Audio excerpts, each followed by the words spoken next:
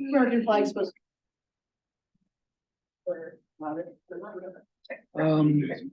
We're not Okay. really in progress till David. Oh, David, we'll wait for David. I like to record budget papers already. Yeah, my, health.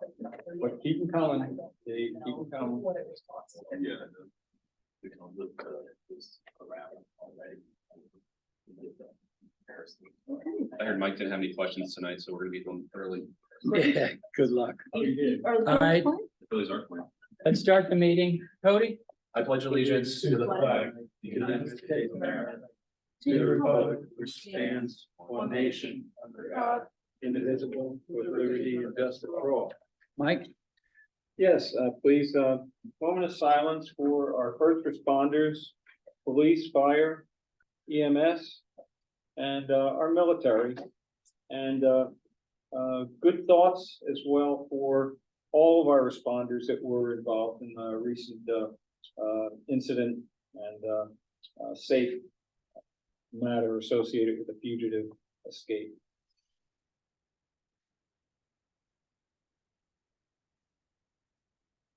Thank you. Thank you, Mike.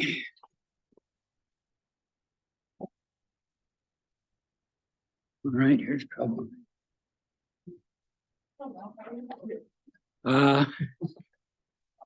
As usual, we have a hybrid Board of Supervisors meeting. Zoom public is asked to remain muted. Questions or comments will come from the board first, then from anybody in the room, and finally from anybody on Zoom. I don't see anybody on Zoom right now. Not at this time. Okay.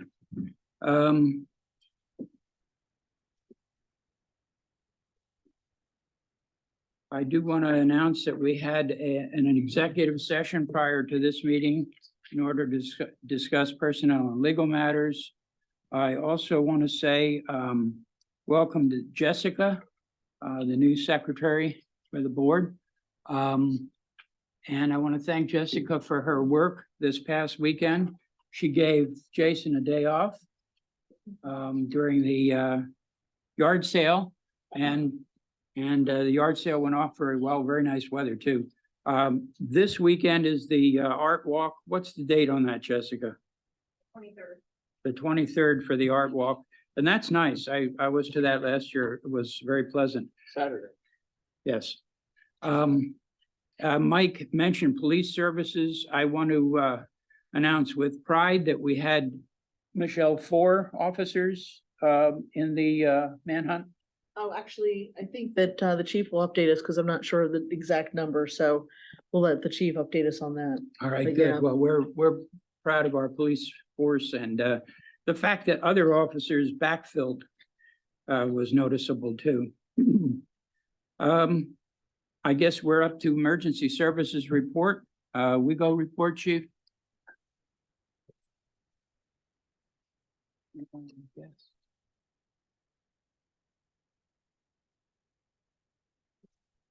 Yes, it is. Good Hi. evening, everyone. How are you? I'm doing well. How about yourself? Good, good to see you. Good to see you too. I'd like to start off this evening with the statistical report as always. There were 2,279 calls for service in the month of August for all 3 townships.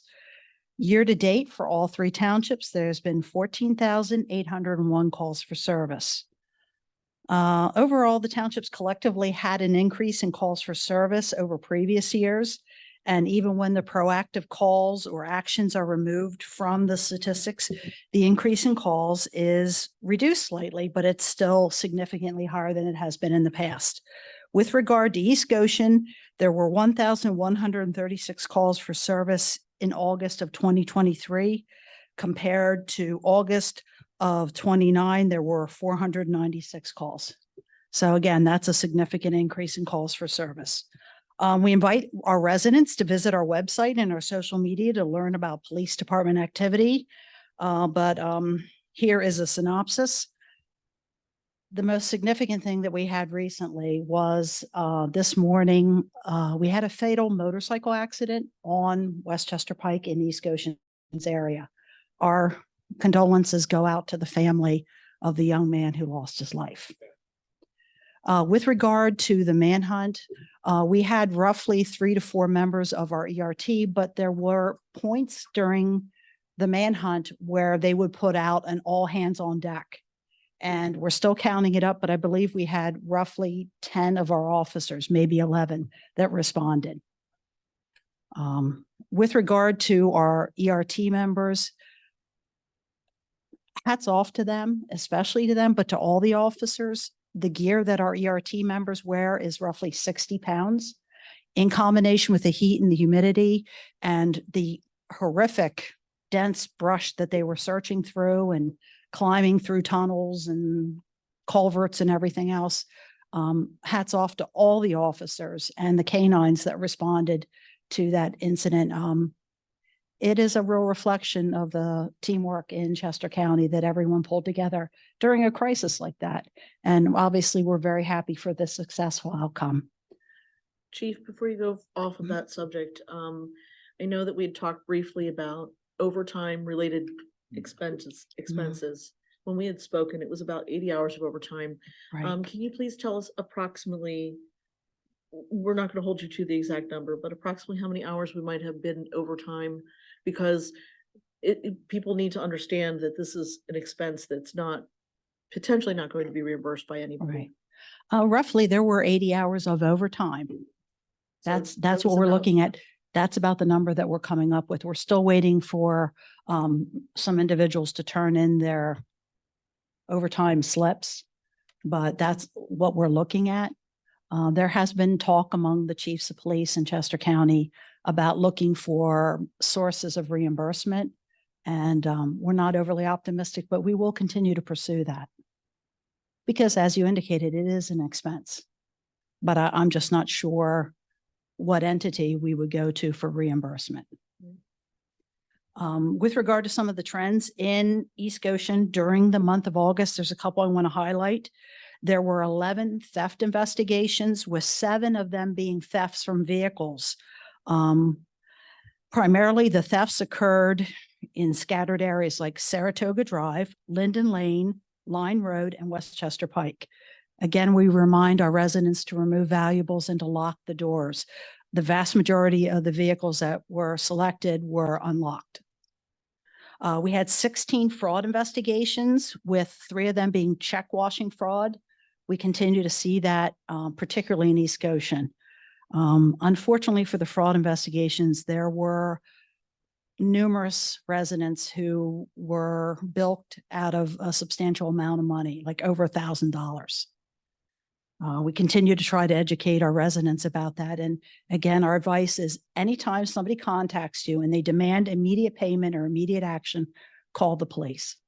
And just, if they're legitimate, they will say, okay, call the police and then call me back at this number. But they won't do that because it's fraud. We had 3 burglary investigations, 1 commercial and 2 residential, which is unusual for East Goshen. We'll continue to investigate them.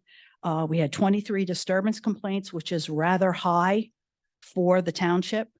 Some of the other significant, although I would not call them trends, but investigations that we conducted, 1 missing person who was an adult who was located, 2 child abuse investigations, 1 sex offense investigation, 1 impersonating a police officer investigation. That occurred at the Goshen Fair. We believe that really was not a criminal offense so much as it was a misunderstanding of communication. We had 5 investigations involving threats. And the last one that I want to focus on is a false report investigation. There is a way that individuals who have information about potential violence in school can report it anonymously. It's called Safe to Say, and we found it is a very beneficial program. If you think that somebody might be bringing a weapon into school or somebody might be threatening self-harm, it is a wonderful, wonderful way to anonymously report it. Unfortunately, individuals know it's anonymous, and we have had 1 particular child who has been targeted, and we have received various reports that this individual is going to self-harm. So we have to go out. It is an embarrassment for the family. It's an embarrassment for the child. And I just like to say that if we find the individual who is or individuals who are responsible for this type of bullying, you will regret it because we will press the fullest charges that we can. This family and this child are traumatized and you need to stop it because this has happened at least 5 to 6 times in the last school year. Is it happening all to the same family and child? It's all the same child. And is this like the next level of swatting that you're seeing? Yeah, I guess you could call it that because it's truly anonymous. And it's frustrating because it is anonymous. But when the Attorney General set this up in Pennsylvania, they thought that would be the best way to encourage children to report things because it was anonymous and we could get a tip, get help for the child, and stop violence from occurring in the school. But it didn't take very long for certain individuals to twist it and turn it into a form of bullying. So if you are the individual or individuals, if and when we find you, you will regret it. We feel very badly for the family, but we're obligated by law to follow up on these tips. So it's tragic. Chief, what the fraud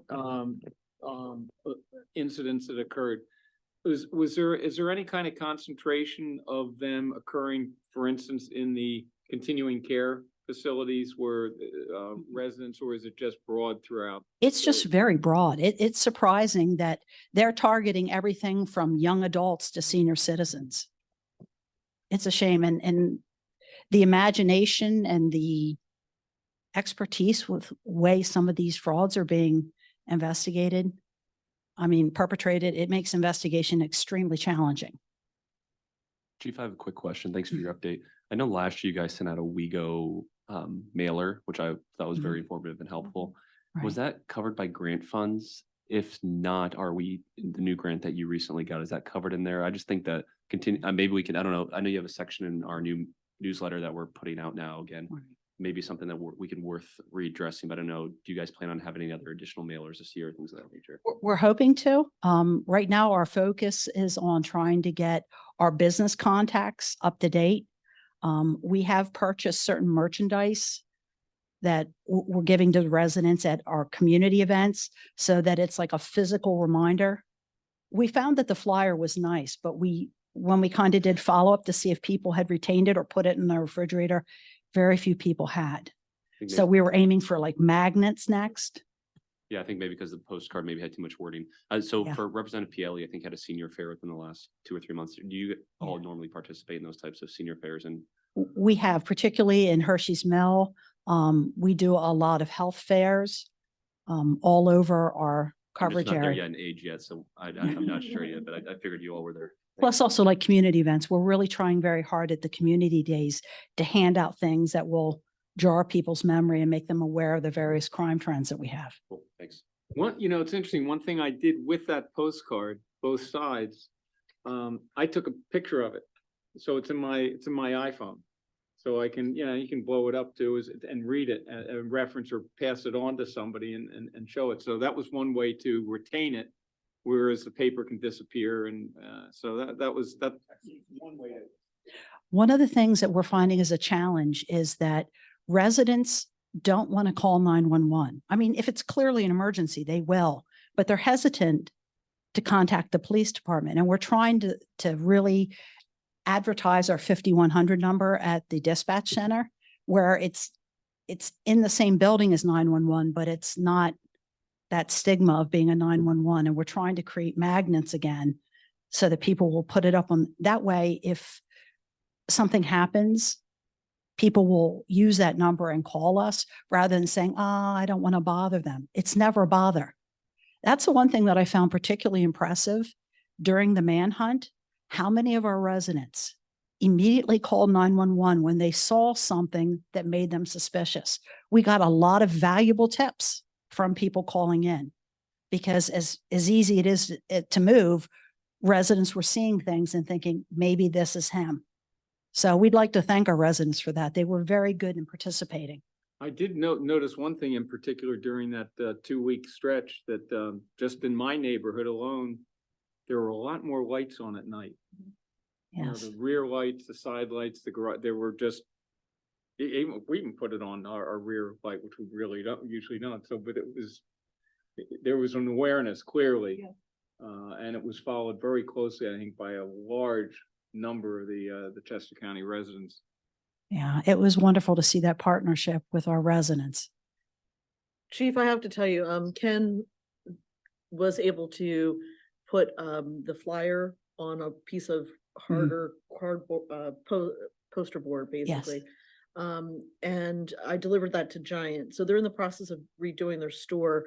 So the manager's going to hold it until they've remodeled, and then he's going to put that up. He had specifically asked for it to be something that would stand out and stand up. Yeah. He said, I want something that's a little bit more permanent. And so Ken was able to do that, which was really great. So I appreciated his. And that was a efforts. very successful effort It for, really a was. lot of scams are perpetrated through gift cards, and having that flyer put up not only where the employees were, but where you actually buy the gift cards was a reminder to residents. Stop, maybe you're being scammed.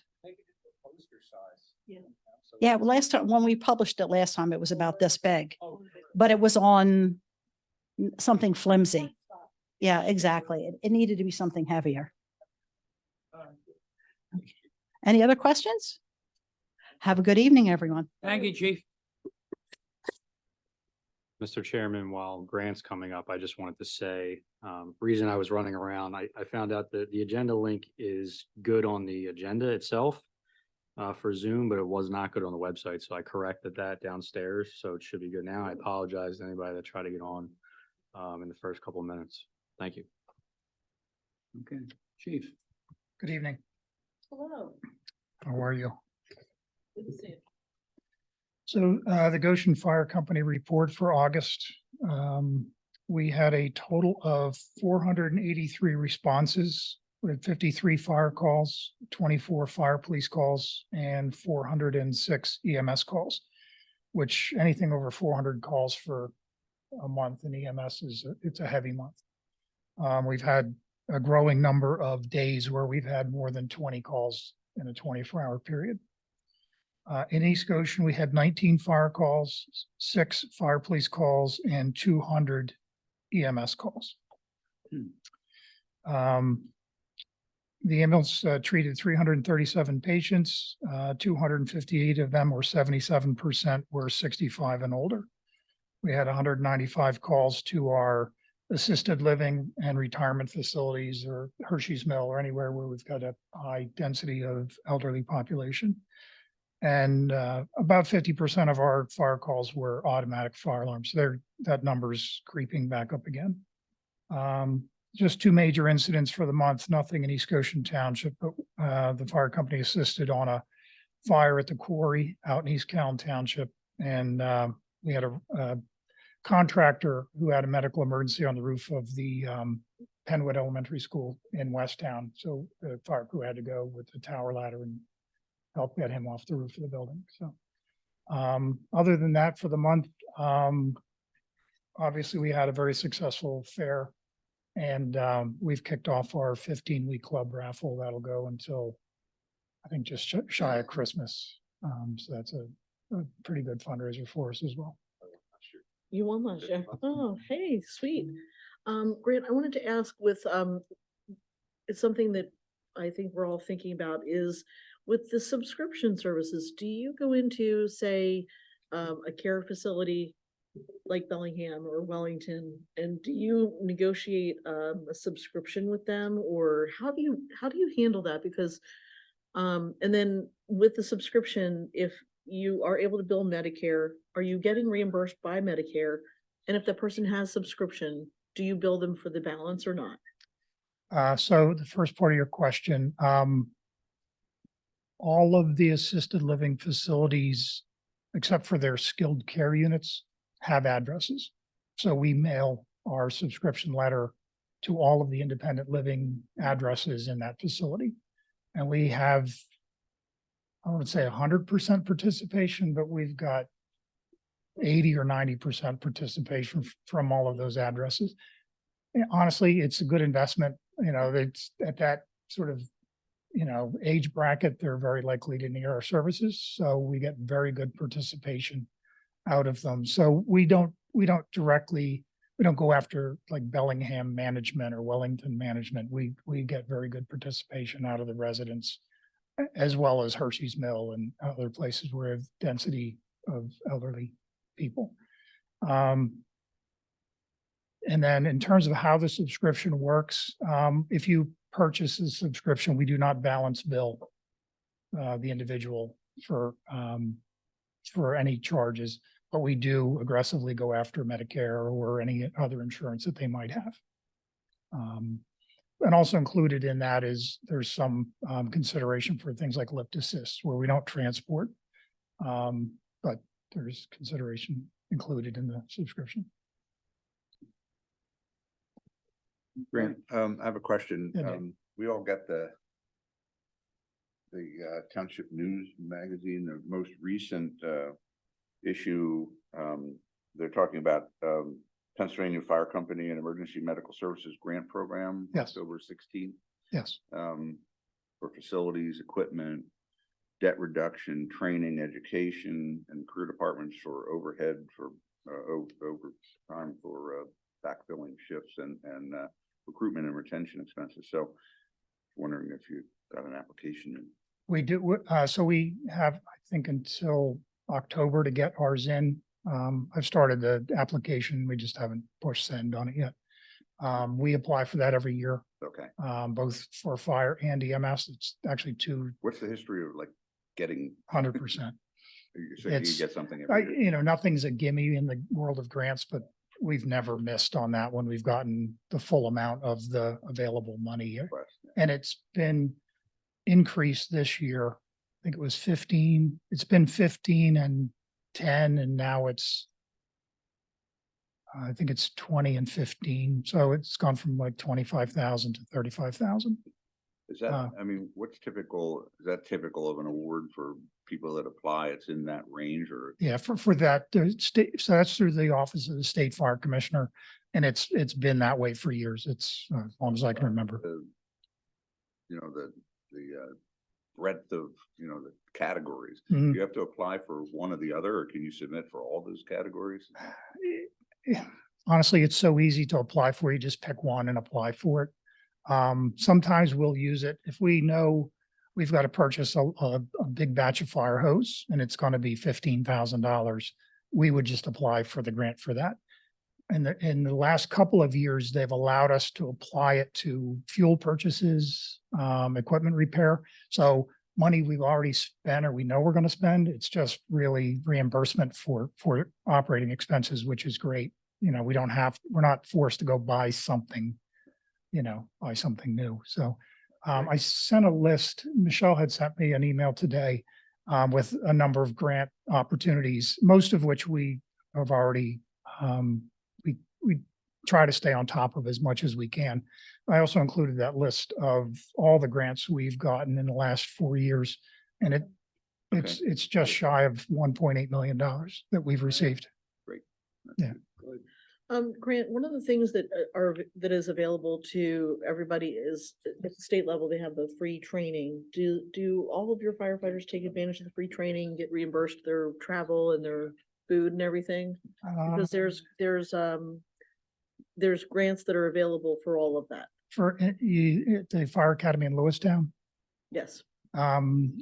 it's rare to send. It's rare to send somebody that far because it's somewhat inconvenient. It's usually have to take a week off from work to go up there and take the classes.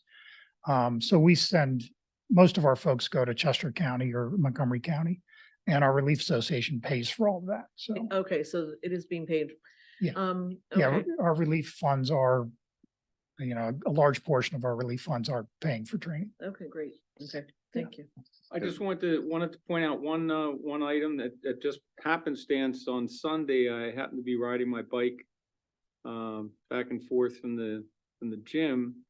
So this is on the 17th, and I came across the Goshen Fire Company in the midst of training, first at the vacant Rite Aid at the Hershey's Mill Shopping Center, and then on my way back at the Comcast facility. And so I met Assistant Fire Chief, is it Drew Washko? Yes. Who's the father of Dusty, who we know in the No, Public Cole Works. Washko. Oh, is that Yeah, okay? nice guy, but I watched them, with, I guess it was ladder 54 and aerial 56. Doing drills, all volunteers. They're in the midst of a 20-hour weekend of doing, the aerial fire suppressant rescue training. So it was really impressive to watch. And, even when they're doing the training, you can see the potential risk involved for, that they're in harm's way, even when they're not in a calm situation. So it was really nice to see them and engaged and doing that training, in a very organized fashion. So I just wanted to pass that along because it was a pleasure to watch. Thank you. Impressive. Yeah, we're fortunate. So the lead instructor for that class, he's actually a lieutenant in Lancaster City Fire Department. I think Drew said that. Yeah, but he's from this area, so we have a relationship with him, and he comes out probably quarterly and teaches a certificate level Yeah, class with us. That was it. That's what he Yeah, explained. it's So it was great. very nice to see. Thank you. The grant, Mike just gave you a copy of the Township News. Yes. The banner on the top is EMS in crisis. Mm. So it's got a lot of really good information in it. So that's why. Thank you. I'll look that over tonight. Appreciate it. Thanks, Grant. Thank you. Anything else? Thank you, Grant. Much appreciated. Who's got Malvern Fire and Good Fellowship? As if I didn't know. Malvern Fire and Good Fellowship are not here, Mr. Chairman. So as per our new way of doing things, everybody who needs to or wants to can look over Yeah. the numbers. And I did try to talk to Chaz a little bit, so we might try to get on a regular schedule next year, whether it's quarterly or semi-annually, but to try to have Good Fellowship here to give a little bit more in-depth view of what's going on. I have not contacted Malvern on that. That'd be nice since they want money from us. I would agree. We have no public hearings tonight. Dave, do you have the financial report? He sure does. Yes, sir. Thank you, Mr. Chairman. As of August 31st, net of pass-throughs, the general fund had year-to-date revenues of $9,482,882 and expenses of $7,949,389 for a positive net result of $1,533,493. As of August 31st, the general fund balance was $7,098,285. August year-to-date revenue overall finished 3.4% or $311,000 over budget. And compared to the adopted 23 budget, our real estate transfer tax collections are $168,000 behind budget.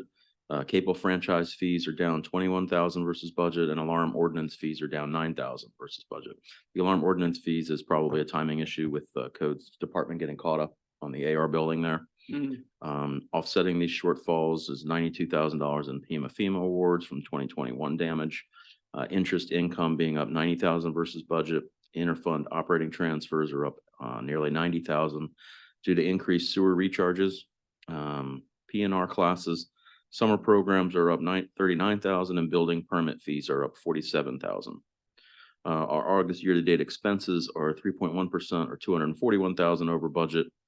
Timing of the insurance payment reclasses, sewer stormwater repairs, engineering services and recharges, and PNR classes and summer programs are driving the year-to-date expenses over budget. Our year-to-date revenue is 12.4% ahead of 2022, driven by the real estate property tax collections, the millage increase, interest earnings, and our interfund transfers. Year-to-date expenses are 16.3% higher than 2022. Paving material, equipment rental, tree removal, public safety contributions, and insurance premiums are driving those increases. All the fund balances are listed below. Anybody have questions on any of the year-to-date financial items? Dave, I have a really quick question. Sorry, I forgot Yeah. to call you earlier. Sure. For instance, the infrastructure sustainability fund, 55,090 in revenues, that's all interest. Yes. All that revenue for those, I don't use the word miscellaneous funds, but the funds we don't use as often, that's all interest, I'm assuming. Correct. Thanks. Dave, Yes. on the fourth paragraph, you refer to interfund transfers. Yes, sir. Why is that revenue? It's revenue because the expenses are borne by the township general fund. So administrative expenses such as public work department employees using our equipment, working at the sewer facility. we recharge the sewer operating fund so that that is borne by the rate paying customers. Okay, so that's just a To the county. one pocket to another pocket, if I may. Kind of, yes. But it is a revenue. It's a source of revenue for that fund. And it's an expense. The general fund and the sewer operational are very separate. So the sewer operating fund and the refuse fund are both enterprise funds. So they are 100% sustained by ratepayers. Fees. Yeah. Okay. And sequestered. So that's why if we're doing work, otherwise it's taxpayers funding it versus ratepayers. Second question, first paragraph, net result, $1.533 million. Is that timing or is that in our pocket? Not yet. It's in our pocket right now, but it will be a lot lower than that by the time we get to the end of the year. You're Timing. projecting Okay. 240 or something. Between 240, 200 and 300,000 is what 200 we're or looking at. 300 by the end of the year, based on the budget preliminary sent in for the projections. Yep. Thank you. Mhm. Any other questions? In the room? Nobody on Zoom? All right, Payment of bills. minutes? Mr. Chairman, I'd like to make a motion that we pass the minutes of the August 15th meeting. Second, Thank you. Any questions on the minutes? none. Okay, in the room? No? Hearing none, I'll call the question. All in favor? Aye. Passes 5-0. Thank you. Good start, Jess. Treasurer's report? So we have the treasurer's report for the weeks of August 31st, 2023 through September 14th, 2023. Real estate transfer tax receipts, EIT, LST, interest income, permit fees, district court rent, and parks and rec registrations are driving the general fund revenue during this 2-week period. General fund expenses include our monthly WEGO contribution, tree removal, vehicle maintenance, insurance payments, stormwater materials for repairs, community day costs, pension contribution, and other routine operational expenses. Our capital reserve fund incurred 22,000 of expense for snow plow and installation on the truck, emergency lights and installation on the new Ford 350, and a trailer for towing equipment. Okay, a snow plow. Does Yeah, that, we were- does that mean we're expecting snow this winter? Well, this winter, next winter, every winter. Expecting sometime it's gonna Last winter snow. was pretty good. Mr. Chairman, I move we accept the receipts and approve the expenditures as presented in the expenditure register and is summarized in the treasurer's report. I'll second. Thank you. I have one quick question, Dave. When do the Friends of East Goshen cut their check to cover the community day expenses? This coming Monday, I'll submit the reimbursement to them and hopefully walk away with a check. And did we have a total yet of how much the Friends of East Goshen raised for community day? I have it in my spreadsheet. That's okay. I don't was just have it in my curious. fingertips, but Jason yeah. said it was a really good number, so. No, based on last year, we usually get around 20 to 25,000. Perfect, thanks. Well, we thank the Friends of East Goshen. Absolutely. Yeah, Absolutely. good question. They are friends. Any other questions? Hearing none, I'll call the question then. All in favor? Aye. Aye. Passes 5-0. All right, we have no old business under new business. I'm going to, I think, move things around. We'll move the, budget, presentation, down to 4th place and start with the, discussion of possible approval of recycling partnership grant. Thank you, Mr. Chairman. So, as the board is probably aware from the beginning of this year, we did apply for and received the 902 recycling grant from the Commonwealth, and that was for $168,000. This is going to be to purchase and distribute new recycling bins with lids. Currently, the ones we have are the 18-gallon ones that are open with no lid. So we went through that process. We received the grant. There was a little bit still on us as far as the finances of it. And Dave put in a lot of work, and I thank him with the Recycling Partnership, which is a nonprofit that focuses on the recycling promotion and awareness. So with that said, they're essentially proposing to fund the rest of the project, the 10% or so that was responsible on us. And that amounts to 27,200. So these will be 65-gallon lids with 65-gallon bins with lids.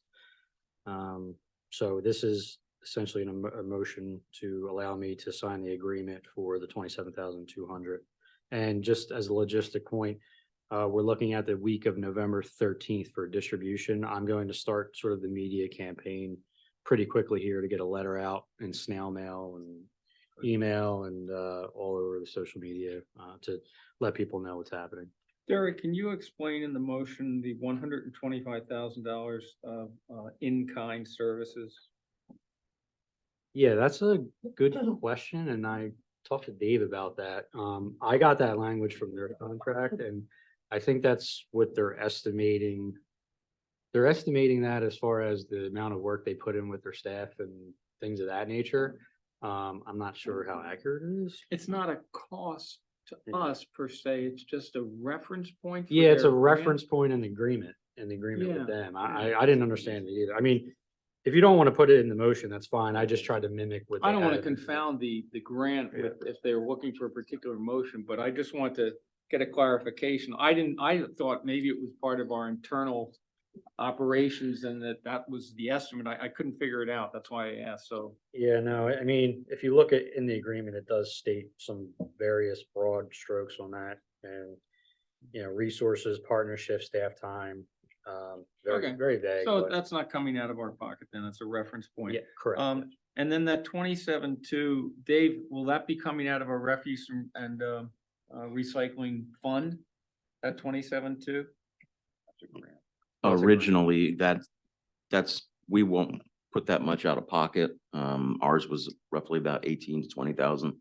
I have a final invoice that we're due to get from Otto based on the final count of toters and everything. Yeah.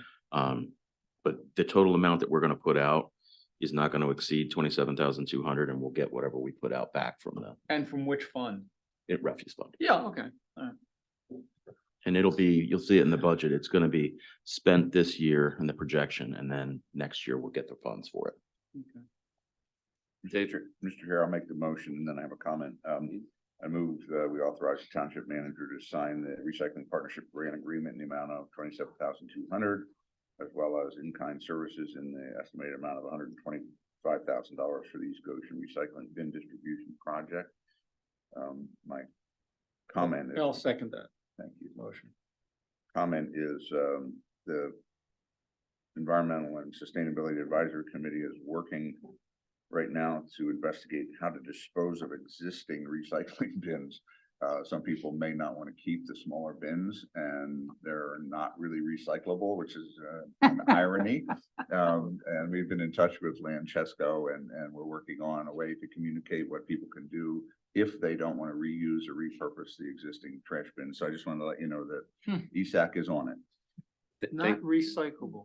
We could also reach out to that partnership that we Yeah, just actually, did. that's- And Matt James would have a good That is the idea. definition of irony, though. Yeah.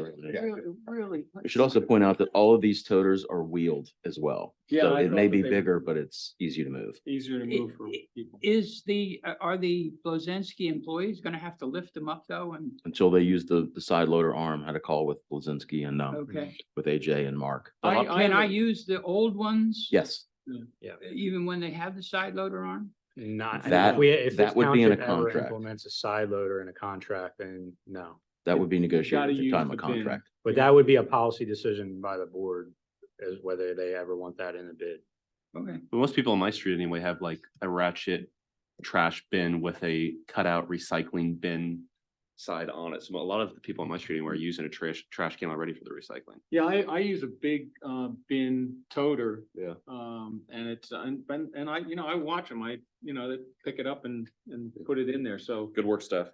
they're think- young and they're strong, but it's a lot of work when they're doing that for 300 or 400 a I day. was behind them today on the way into work in on Creek Road in Glenmore, and it was two guys, and they had, just one stop alone, a big farmhouse had 2 or 3? six different cans, Yeah. and they picked it up like it was nothing and chucked it in there. Or they reach in and they pull the bags out. Yeah. A lot of times they'll do that if Sure, it's you get their easier. people. But we have 2,783, I believe is the count, less the ones that got the original test bins. So we'll probably get over a little bit more than that and have some extras left over. That's the People plan. will have to pick them up, I guess, here. Nope, that's the cost to us. Our 10% for the grant from the 902 is $18,000 worth of distribution, freight and assembly by the company that does it. It'll But that's be what we're being reimbursed. November 13th, that they'll be doing it all week, and we'll coordinate with the police, AJ Blazinski, Public Works, to make sure it goes as smoothly as possible. Sure, there'll be some hiccups. We'll So work through it. Originally money out of our pocket, but at the end of the day, nothing out of our pocket. What's the bin say? Does it say something like East Goshen Township Recycles or just recycling bin or East Goshen Township or? What do you want it to say, Mike? Could it have a Happy days in Philly, East a Goshen Philly's Township. PM? Yeah, I like that. It does say East Goshen. on It says EGT, I think, or East Goshen. It's Yeah. basically the same bin that we had. I Yeah, can send you the mock-up.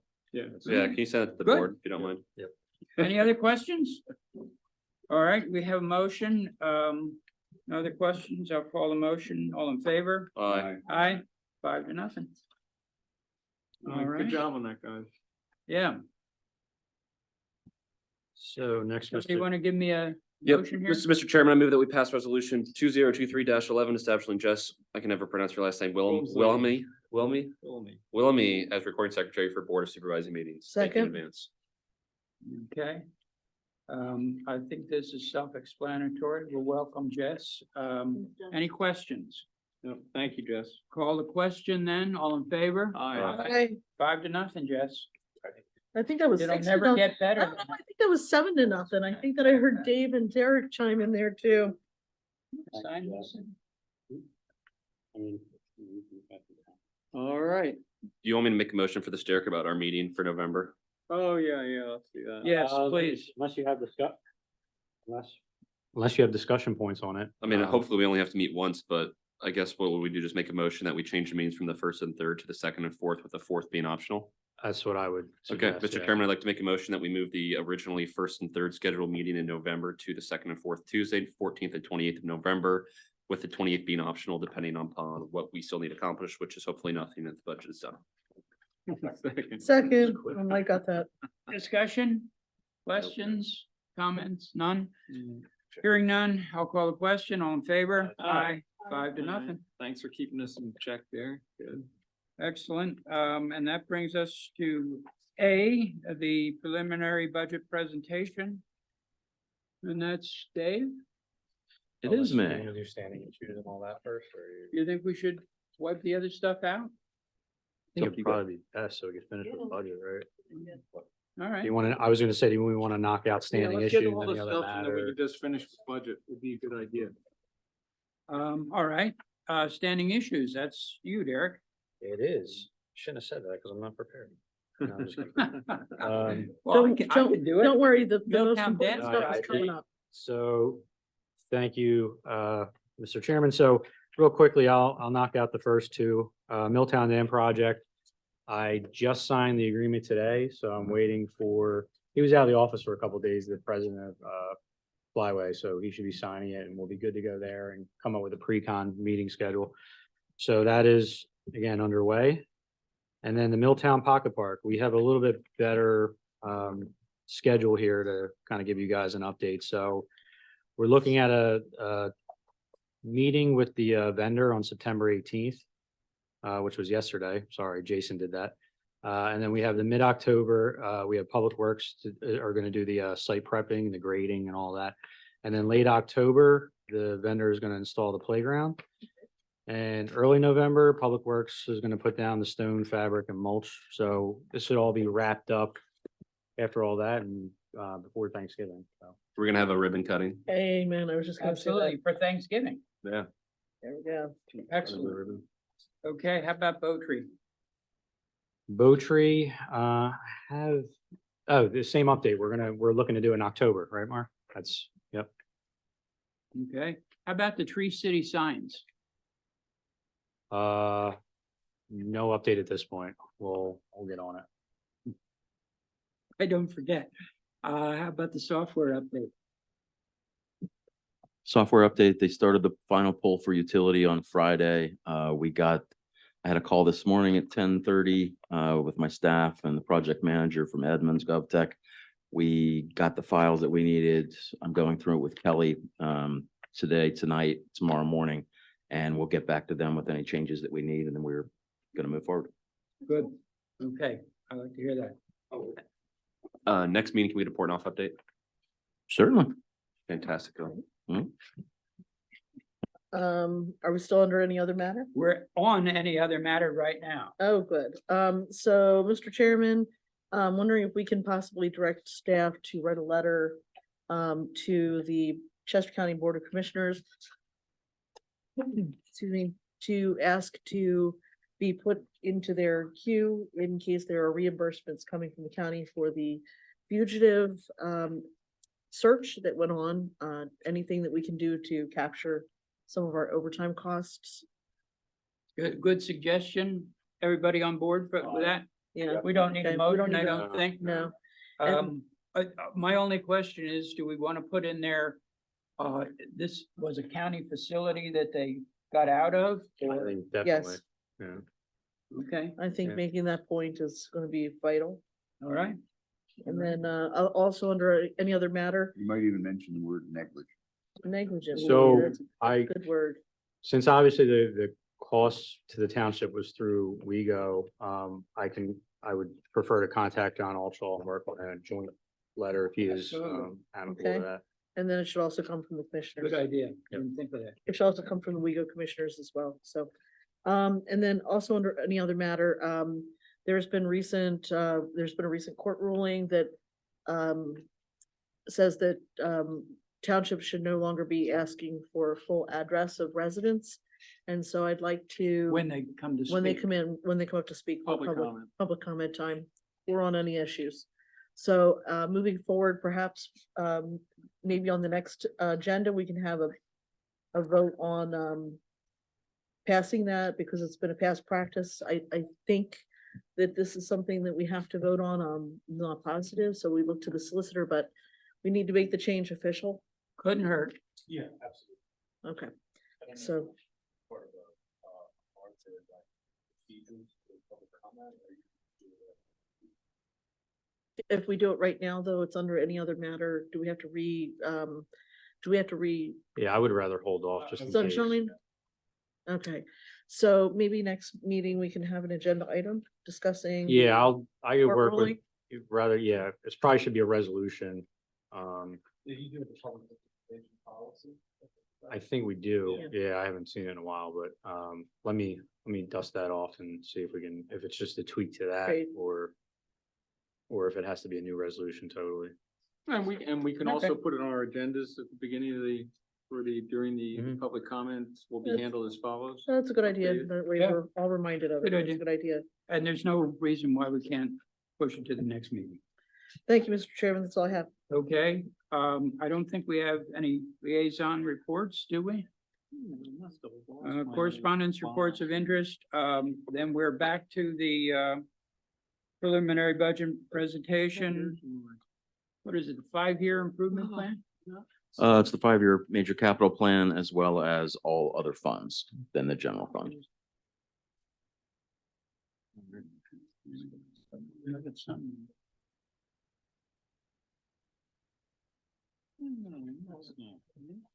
Other preliminary.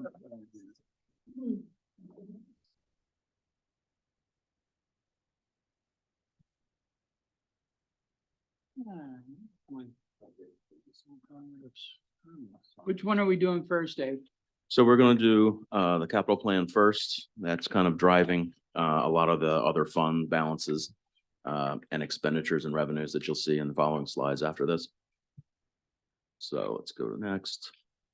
So I'd like to start out, did this last year, and I think this is important for everybody to understand how much current debt East Goshen Township has in coordination with the municipal authority as far as total debt. So we have over $16 million in debt currently from 2024 to 2037 outstanding. We have general fund is 40% of that. The remainder of that 60% is all sewer fund. And the major capital projects that we're going to talk about are funded, and it's less projects right now as it is equipment and services. They're funded by multiple revenue sources. They could be municipal bonds or loans, such as described above, or capital reserve funds, which are derived from the general fund, or awarded grant money, state or federal, as well as state disbursements such as FEMA or ARPA. The general fund debt and capital reserve funds are funded by taxes, while the sewer capital reserves are funded by sewer rates. The refuse fund is funded by refuse rates. In comparison, all of our bonds and loans are dollars received upfront to pay for the high cost projects and then repaid annually over a long term, principal and interest. So at this time, all of the bond proceeds from 2017 are projected to be spent through 2024. Any questions about our current state of debt? The rundown on the sewer is really, by 2032, we're going to be done the majority of our sewer debt. It will be retired.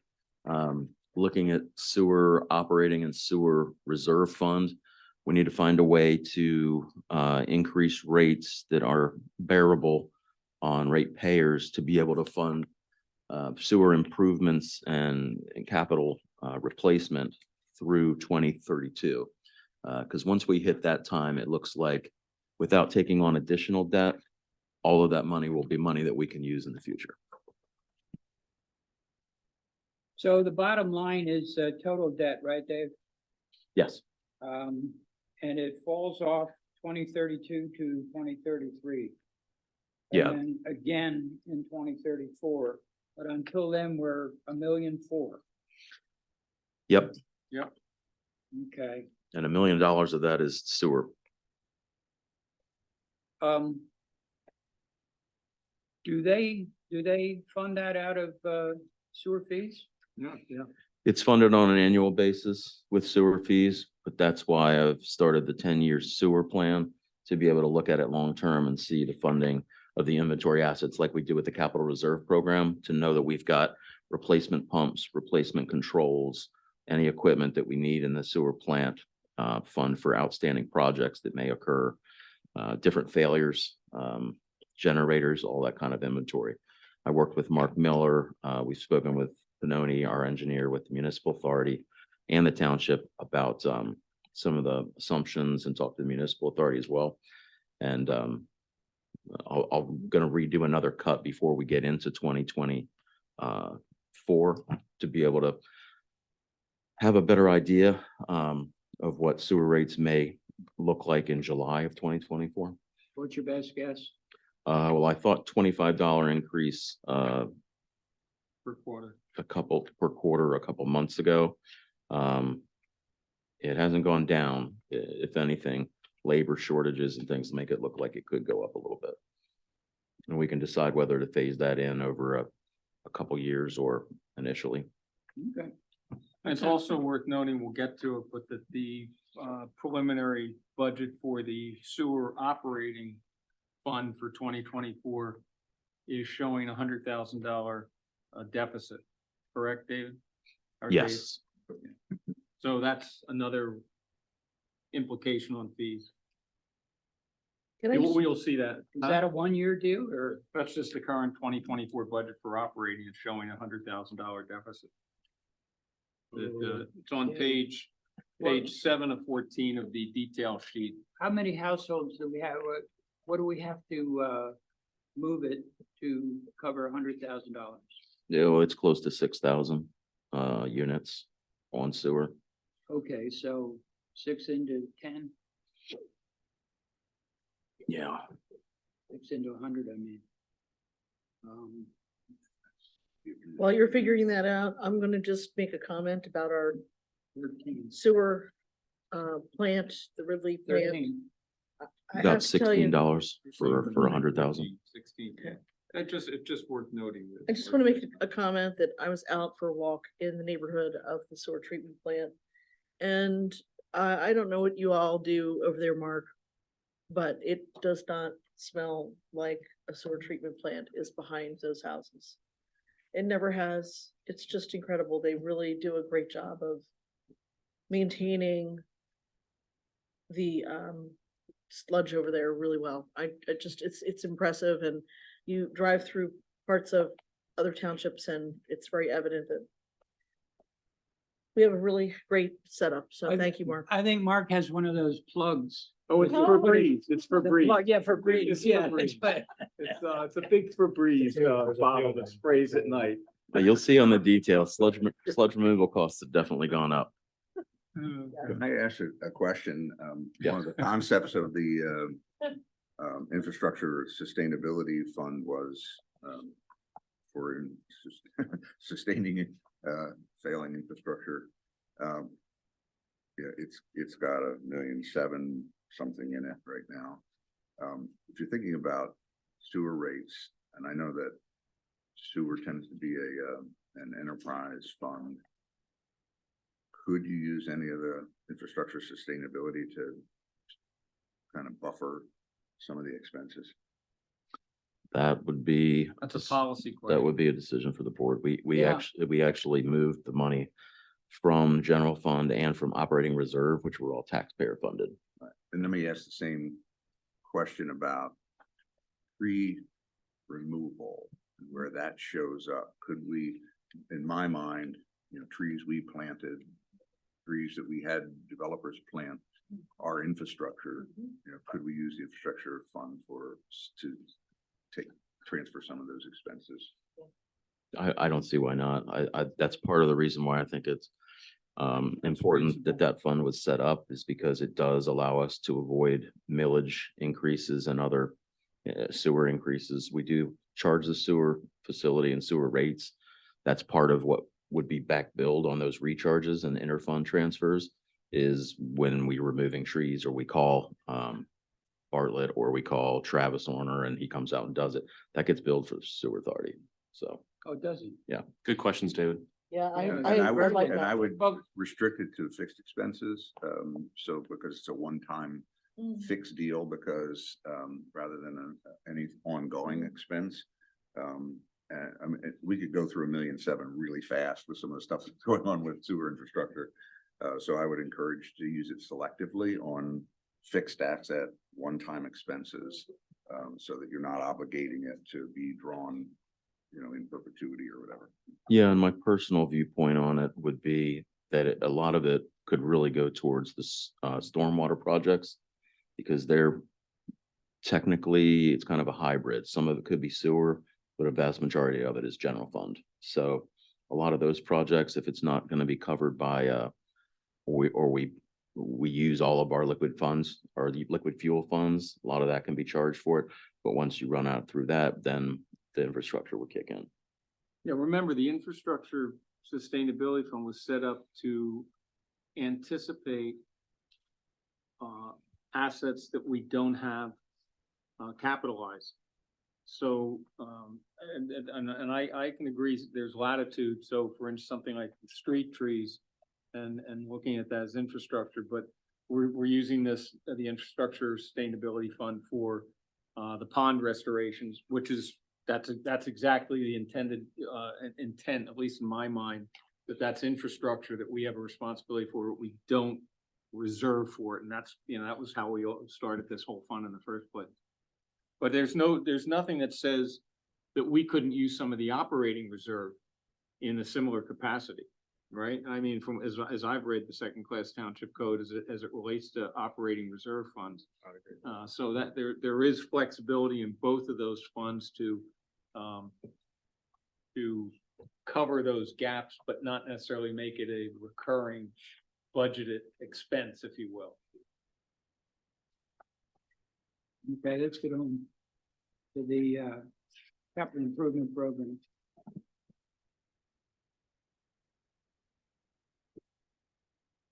So this is a summary of all the improvement programs, administration, public works, parks, Milltown Dam, the Hershey Mill Pond, Bow Tree Pond, the West Goshen Sanitary Treatment Plant, as well as the West Town Way Pump Station, Ridley Creek Sanitary Treatment Plant, pump stations and infrastructure.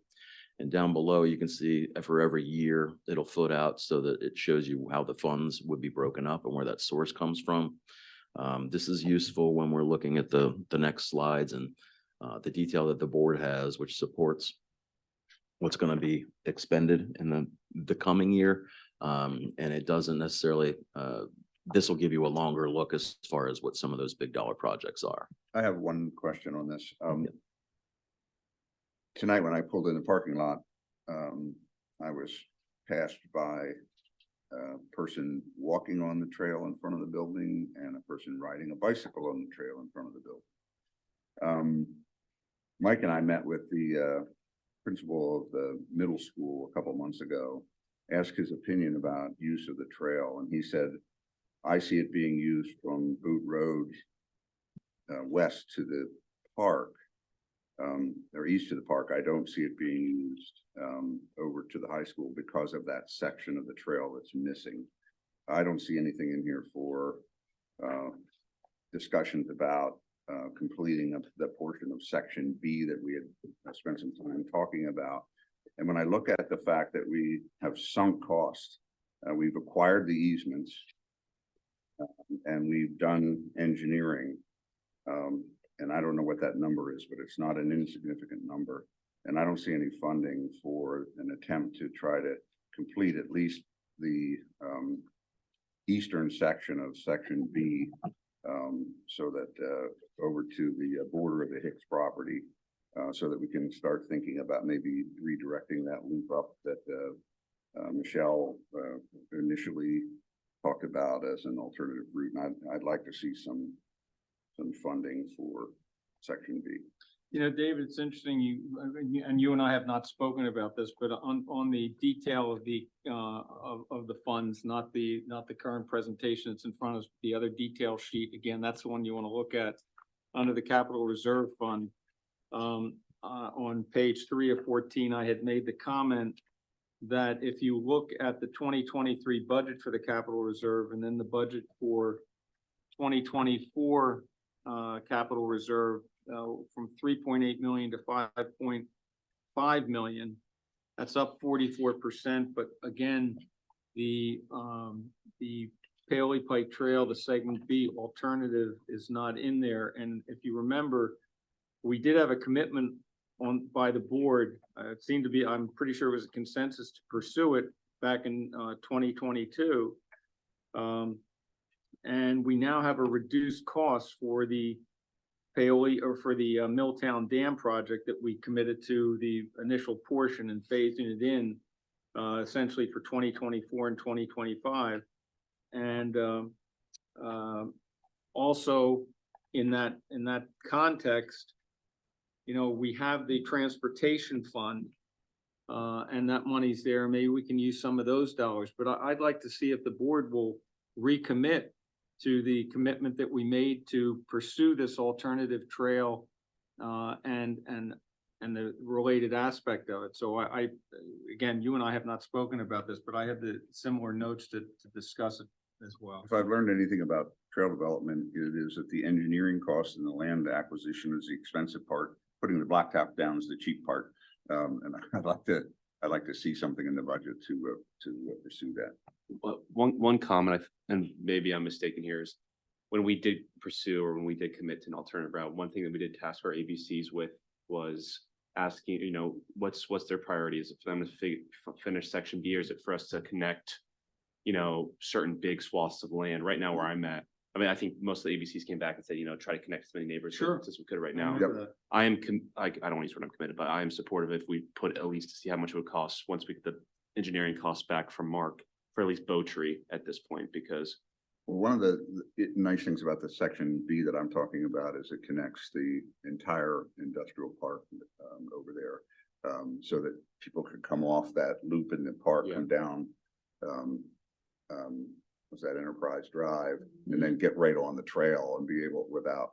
What was that? Do you remember what that amount was, Dave? We did just get, well, we met with Panoni. I spoke to the futurists about it. It was close to 300,000. Does that sound right? 300 for Bowtree, or 300 for the section? Bowtree. Okay. Oh, No, the section B went from 2 million to 4 million.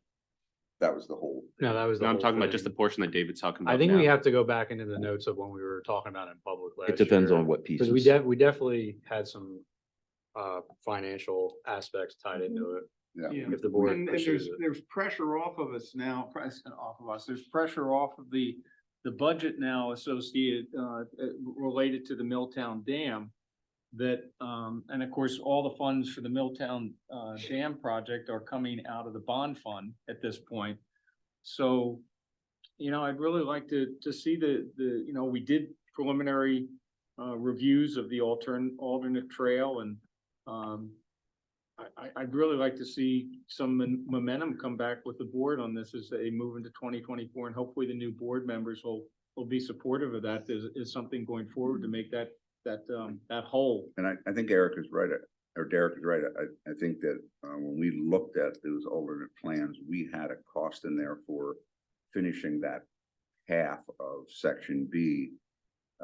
Up to the Up To to the Hick- up to the up Hick to the property. Hicks border. And that's what you're talking about putting into the budget at this point, right? Yeah. Can we that's what get- I'd like to know what that number is, and I'd I like to agree. see I'd it like in to the see what the budget. number is. 24 budget? And that's what David was I- referring to as the easements or. Yeah, no, I get that. I just couldn't remember what the Yeah, we number have was. sunk on that. cost already, and so we Well- have the engineering, we've got the land acquisition easement. In order to get your agreement to do what I call the Truett alternative, I said I'd support that, so I will support it. Because I said I would. Yeah.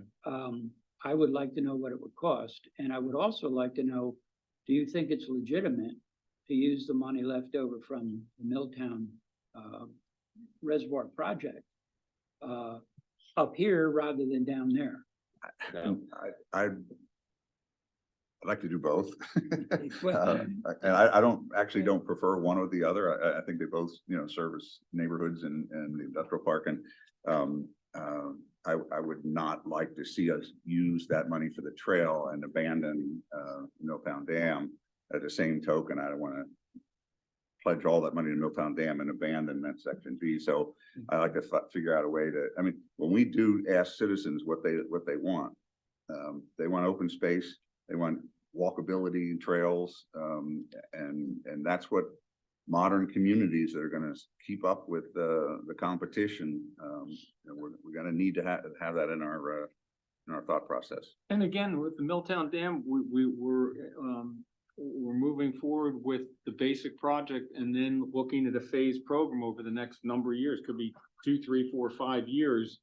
Again, referencing what happened at East Goshen Park, and therefore, we don't know what, presuming if all this work gets done by the end of 24, the preliminary work in the Milltown Dam, what the board and the citizens, the committee, the ABCs come up with for 2025 for the next phase, I guess it would be phase 1 or phase 2 of the Milltown Dam, what that next series of improvements would be, costing that out, that'll have to occur sometime in 2024, so that if there's concurrence on the board, that then it gets affected in 2025, budgeted and then constructed.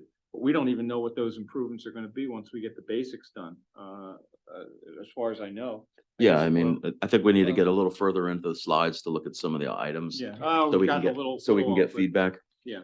Sorry. All right, well, the other point I want to make before we do that is, if you're really hot to do this project, we might reach into the infrastructure sustainability fund. Yeah, I'm not in favor of using that fund to do any new, because you could reach into the infrastructure bill, the funds to maintain the trail in the future. If you had to repave it 17 years or whatever, but that fund is not there to do new stuff. Well- That's there to repair old stuff. That's a good point, but let's get a number on the alternative, the Truett alternative trail. And see if we can, maybe we can bleed, if it's only $300,000, we can bleed that out of other places in the budget. Absolutely. Remember, look, back when 8 months ago, when we were not sure what the Milltown Dam bids were gonna look like, we put together, or at least I shared with you what I thought could be a funding up to $4.2 million for the Milltown Dam, where we could take it out of various funds without straining any fund. And it seemed to be reasonable. So, we're spending $1.5 million on the Milltown Dam next year. That's coming out of the bond fund. So that left $2.5 million that can come out of other various funds without, putting them under real stress or a decay. So I think there's definitely money available for just this one section. Well, let's find out what Yeah, it I costs. got you, I got you, I got you. I It's think definitely there's- more than I mean, it was approaching seven figures, if not over, even for the cheaper one. Oh, no, No, you're we're talking about the full portion. alternative. David is just talking Talking about about that the one portion. little. Just strip. literally, okay, I thought he was talking about looping around. You're Oh, talking Right now, it's okay. just that strip to finish Gotcha, that up to the gotcha. Hicks from the. that connects the industrial Sure. park. Yeah. And potentially some neighborhoods that could access through the Yeah. park. So Great. Yeah. that's my- Not to add projects here, but I do have a question for, I guess, for Dave and Mark. Should we be adding If you don't mind, say something. the pond, a couple of more of the pond projects that were promised? Because I think I've had a couple of conversations with residents even near the Tanglewood Pond, and they're expecting that to get done. I don't know if that should be on here, or we're looking. I at have funding that- Hershey's Mill Pond That on here. wasn't, yeah, That was. Hershey's Mill Pond.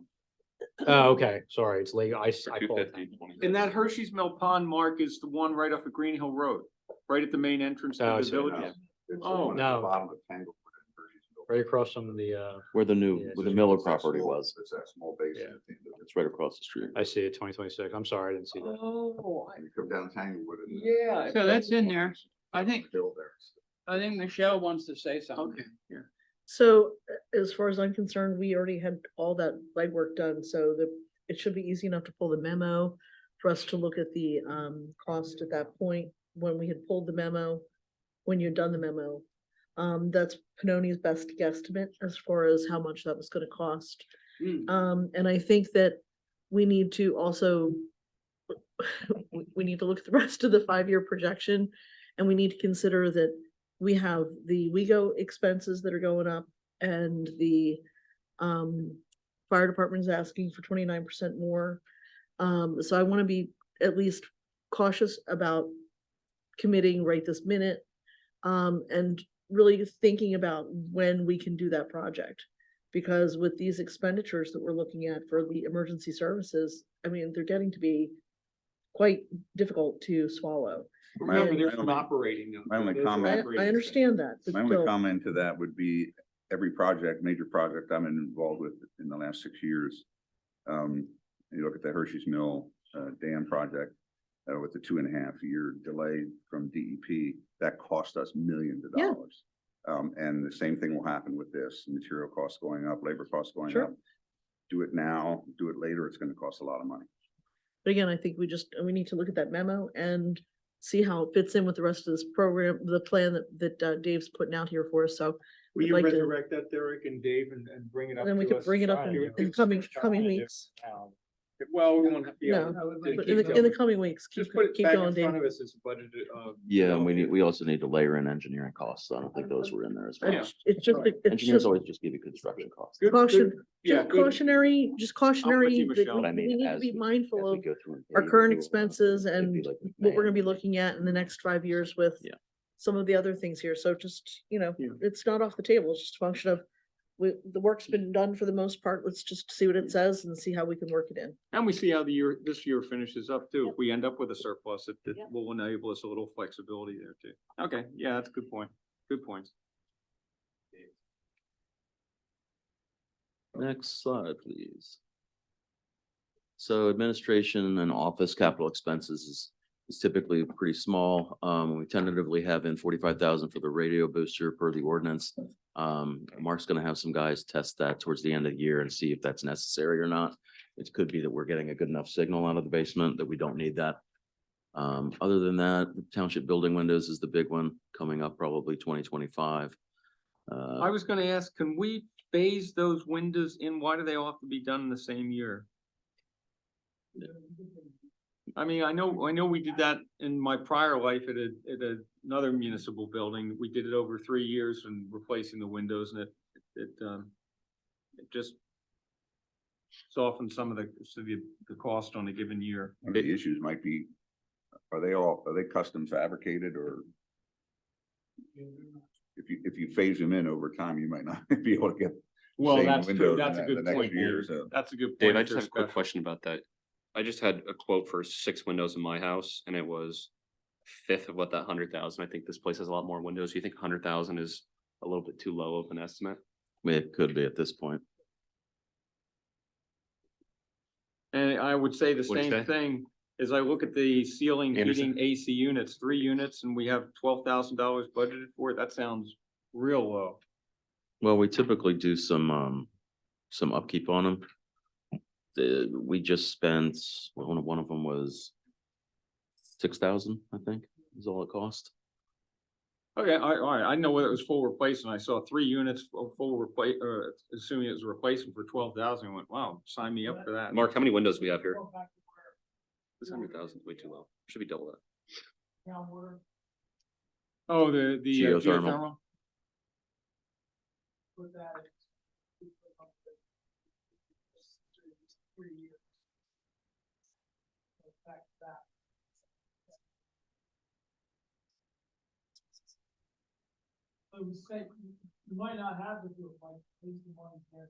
That, okay, that's what I thought that's what you were saying then, Mark, okay.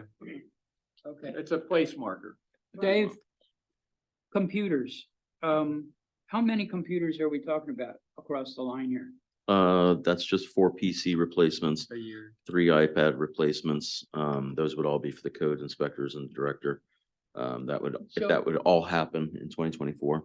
Okay, so you're paying $4,000 a computer? No, we've also just spoke to the new IT, Help now. yeah, who is recommending we're probably gonna need server upgrades. So I don't know what those costs are gonna be yet, How but many servers do we have? we have one that's the predominant one, but until they get in and do all their analysis, they don't know what everything's being used for. And the problem is more than just the age of the server, it's really what the server's running and everything that has to be done Yeah. to get them all in sync. Yeah. Because you want the software running on a newer server so that they both go out, say, 10 years. We went through the same, in fact, with the same company at East Bradford, where they came in and they reassessed it, and we really did have to upgrade it. Things that just languished, and they said, you know, you gotta connect this thing properly and do it with the right hardware. So there were some initial capital costs. It wasn't just getting the new IT vendor in. They did an assessment and it was legitimate. So I'm not surprised. And we've had 12,000 in there, and I don't know that we've ever spent 12,000 on computers in a single year. Not since I've been here. So that's probably could be taken down in future years. It's But the just kind of a funds are placeholder. there. Yeah. The funds are It's a there. placeholder then, okay. Some of these numbers are Let's roll. a little soft. Public Works. Public Works expenses, everybody's favorite. Is a vacuum truck in here? It is. The problem with this budget is Mark and I just talked to him, was that yesterday? We've got, this would actually shift, so I would redo this line up, and my plan on the budget is to show what's changed from version to version, so we don't have to go through everything all over again. And I'll call out the specific ones and any line items that people want to give, feedback on, for instance, the fire and thing, we'll get the police budget. All of those kind of contributions and different things like that, all the salary staff.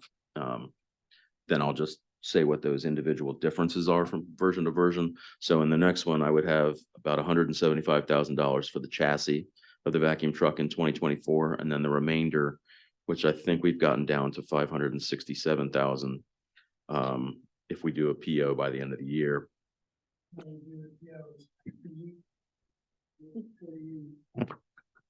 Wait a minute, so I heard 175 and then I heard 5, what was it, It 67? would be the remaining one is about 375. Oh, okay, no, all right, there you go. I know that 367,000. was Where 175 are you plus. putting the 375? 2025. 175 would be in 2024. And then, let's see. You have what to get the chassis. this was. The chassis sets it up and then the unit goes on top.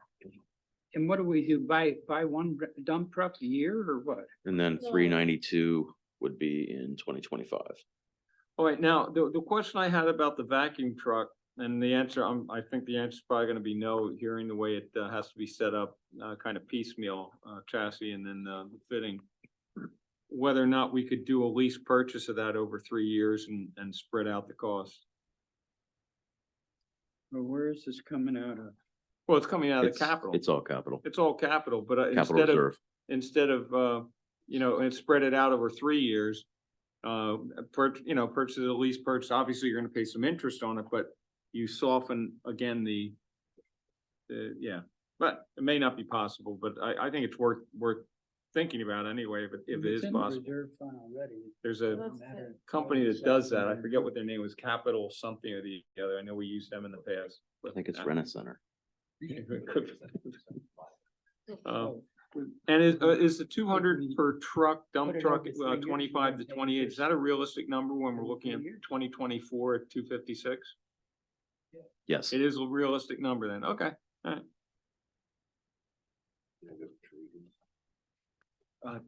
That's not, oh, is that netted trade-in? Nope. That's just a straight number and then a trade-in is a bonus. Okay, So what does this do to the capital reserve fund, Dave? Well, we would propose splitting the vac truck between the sewer capital reserve and the capital reserve. oh, that's right, because it's It gonna would be kind of be a 50-50 multi-purpose. split, yeah. Done that way? Yeah. Wow.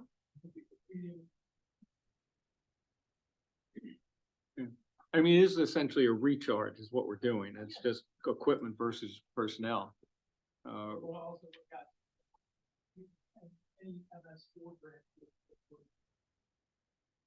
And we would keep this truck for our exclusive use, or would we rent that out to other municipalities? They would rent it from us? I sent a, Yes. Last week, 1:30, went out to the health. On the water main. We did a whole 2 foot by 2 foot by 6 feet deep in 3 minutes and 15. Come on, we only took 4 guys. You guys stop raising the suck truck, and one guy flagging, and the other guy back on. That's the affectionate name, that's called a suck truck, so, in case you were. So you're, I thought we didn't have one of these. Oh, we don't. we rent it. This is a You brand rented new it? piece of equipment. We rented it. You rented it and you were able to rent it at the spur of the moment? All right, all right. All right, well, are you gonna let me drive it someday? Mark, I'm supportive of, how much does it cost for a day to rent it? Ballpark. Well, so Probably we've spent $26,000 on the cleaning of the lines, which is the vacuuming. 26,000 on just on that so far this year. Sewer only? It's stormwater. What he's talking about right now, would that be included on the 26 or is that separate? That's part of it, yeah. Okay. And that's a discounted rate $450 an hour. to because we rent. have Well, I agree, I'm supportive of it, but it does make me nervous. Looking at the bottom line cost here, it's about $2.5 million out of the capital improvement, or out of the 2 funds, the sewer and the capital reserve funds. Can we replenish that, or is that just gone? Capital Reserve Fund gets replenished on an ongoing basis through depreciation of Contributions assets, but it's from the general And fund. the general fund supports the capital reserve fund. And Didn't- then didn't we put same some thing with last year? sewer rates for the sewer reserve. Didn't we put some of our, I'm so tired. Surplus? Surplus last year into reserves? Yes, And then this year, if we have surplus, we can put in that again, in anticipation for this. we could. John mentioned on the general fund budget that we could also just leave it in the general I'll fund just take it out of that. in anticipation of working with deficits in the future as opposed to increasing taxes. What will be the useful life of this truck for capitalization? 10 years? 15, 15, so 15 years divided by, it's about 37,000 a year. I was gonna say, okay, 15 and 37, so that the contribution needed to fund our capital reserve schedule go up by about 37,000 a year with this new piece of equipment, since this is a brand new piece of equipment to the fleet, not a replace. Correct.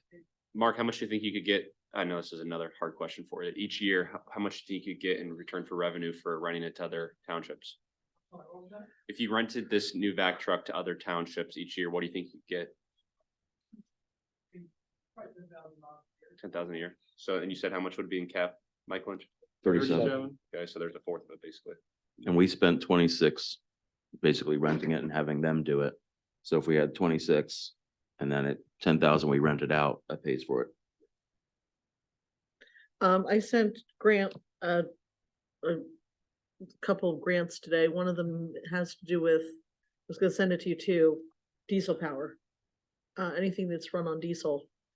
And so all the trucks that we have would be under that. So I don't know how much the grant was for, but I mean, we can offset it with some grants that, you know, are maybe a little bit, you know, maybe that we've never gone for them before, but Yeah, I think that would be kind of a Yeah. relooking at the entire fleet. And there's a lot of regulations on those grant funds and you kind of have to have a really good plan in process. And I think we would want to revisit that plan as staff and then also with the board to see what's the best way to phase it in, you know, whether it's getting these and then charging stations and how does that all work together? I know John, my predecessor, was working with, I think with the SAC before about some of the sustainability issues and looking at those things. So that's something we could go back onto.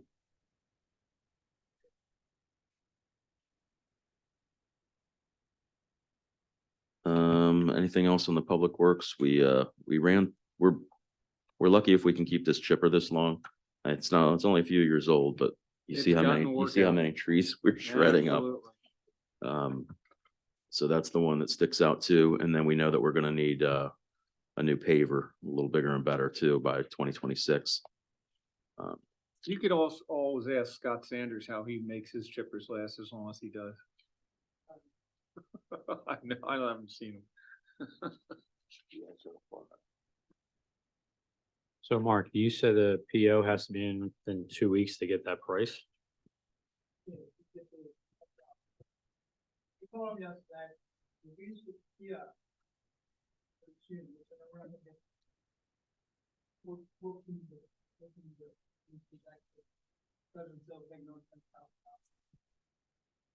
That's what kind of commitment, that it's not a contractual commitment, but it just allows them to. That's a rarity for me. It's a commitment. Where does your bond? So do we need to make a motion tonight to do that? No, I would just, I think what I would do is just contact board members individually over the next couple of weeks to see the comfort level of that capital expense. And if we can get a soft commitment from the board on that All before. right, passing Mark, the don't call budget. me, it's a yes. I know it's kind of these back and forth with the cart before the horse type of thing, but I'd like to save money if we can. So, yeah, I can talk to the board members. Okay. Let's get moving. Park expenses. Work expenses, these are You- things we've kicked The other a few question years. I have, Dave, Yeah. I can read the numbers. Why do we have so much in 2024? Rather than spreading it out a little. These are ones that have all been pushed back multiple years. And Jason was requesting them all this coming year. If we can push whatever we want to. No, I just had the question. If there's a reason for it, I have no I problem. think it was projects that we were waiting on and then do the, We ended up doing the pickleball courts and the tennis Yeah. courts instead, last Yeah. year, well, this year. I walked the park today and they were playing pickleball like mad. You could Oh, hear they it. love it. Yeah. Bonk, bonk, so. No. I will bring up again that Yeah. this stuff is maintenance stuff. It's the park infrastructure. You know, one of the reasons when we talked about the initial infrastructure sustainability fund, was things like the playground, where we spent a lot of money building You that think we playground. should put that? And we've always been Down. putting it in every year. It's going in there to replace it. So this money is already in the capital reserve So, fund. it is, okay. Okay, well, how about the 225,000? That is my just in case. So we should have enough to resurface the playground, but with the way prices are going, I don't know if we will. Yeah, that's, We could phase it. I could Exactly what I phase it was in and saying. just do an additional amount each year. Mark, can we do part of the playground resurfacing now or next Yeah, year? you can do, because that's that special. You have to do it all at once? Yes, that's special. I think you played on the playground. It's awesome. Oh, it's like moonwalking. Yes, it's that stuff. You get- If we did it, Oh, no doubt about I, it. No doubt about it. I was amazed today to see how many people were out there. Well, I'll turn the question around then. Can we wait till 2028 for it? Okay, How much would we save if we moved it up hypothetically 2 years? 3 years? I know it's hard to forecast. Uh, I think the best thing to do would be instead of me allocating, just saying 225, I could put it in and we can budget it and I could just every year put in another $40,000 and then we'll have that money. Cause I think the gap is that we have put away based on a schedule saying it's going to cost 700,000, but it looks like now it's probably going to cost $1 million. So I think that delta, we could catch up. Yeah, I'm cool if you put it each do year. that, yeah. Okay. Okay, good. Roll it over, sure. Dave, what was that that you just said was gonna cost $1 million? What was that? The total resurfacing. Up to $1 million? That's what Jason said. Mulches. And mulch is cheap. That's not with redoing any of the playground equipment. Just the surface. Maybe we'll get as lucky as we did with the other park and maybe we'll find another township who doesn't want to buy it. Who's already got it resurfaced and just transplant it?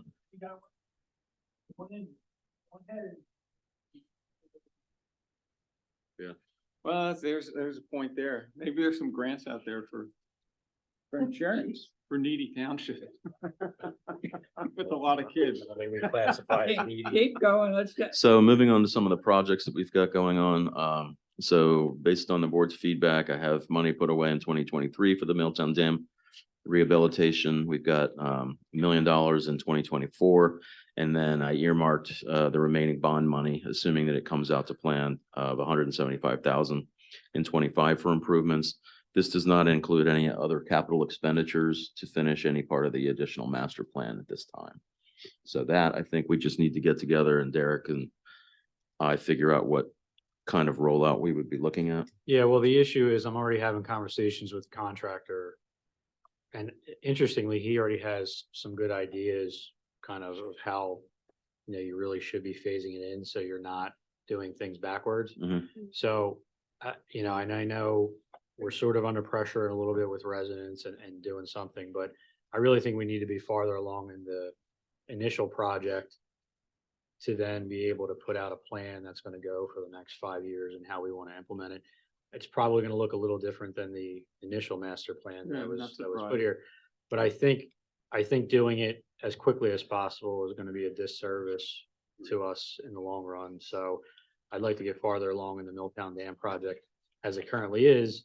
And then I think by the time, again, my target date to at least put some preliminary plans together would be that long range session we do in June would be my target.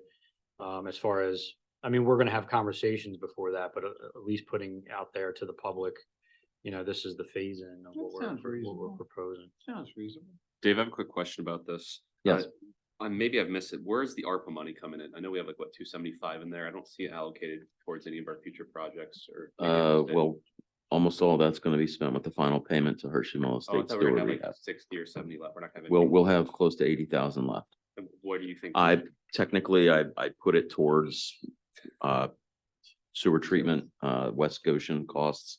But I really was going to ask the board what they wanted to do with the And remaining. we may need to use that leftover 80,000 for our caustic soda Caustic soda project. project it's gone. because the grant may be foul and we may No found need money. to cover a gap Done. there. Room upgrades. At least a little bit.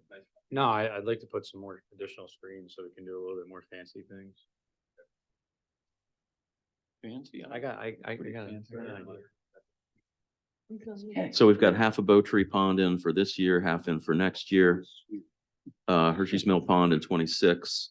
And then we're going to be meeting, I think it's tomorrow, isn't it, Mark? That we're going over to West Goshen. So I should have revised estimates on additional capital improvements in West Goshen treatment plant.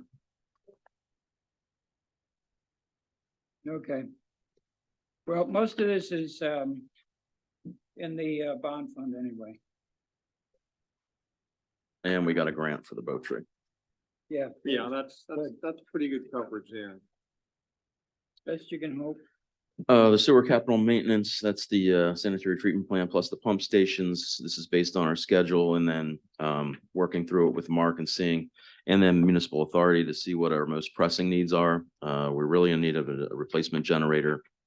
We always have constant relining, which money goes from the sewer operating account over to the MA to fund that.